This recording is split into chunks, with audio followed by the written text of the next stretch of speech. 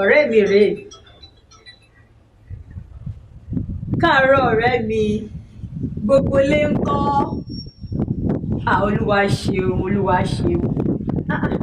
Ṣé òjò rọ̀ lọ́dọ̀ yín ni? Òjò rọ̀. Òòrùn rọ̀ níbí. Òru mú gidi ni, mò ń làágùn ní látàárọ̀. Ṣùgbọ́n ní àná, ṣe ni òjò rọ̀ títí ilẹ̀ fi ṣú tí atẹ́gùn ń fẹ́. Ní ìjẹta, yìnyín rọ̀ gidi tí ó jẹ́ pé òtútù ń mú ni. Mo gbọ́dọ̀ lọ, bẹ́ẹ̀ ni, mo gbọ́dọ̀ lọ sílé ìfowópamọ́ ní ọ̀la tí ẹ̀gbọ́n mi bá fún mi ní owó tó fẹ́ fún mi. Bẹ́ẹ̀ ni, a máa pàdé níbẹ̀ lọ́tùnla. Ṣùgbọ́n ó dàbọ̀, kí àwọn àbúrò àti ẹ̀gbọ́n rẹ ọkùnrin fún mi. O ṣeun, má gbàgbé owó tó fẹ́ fún mi o, kó mú wá.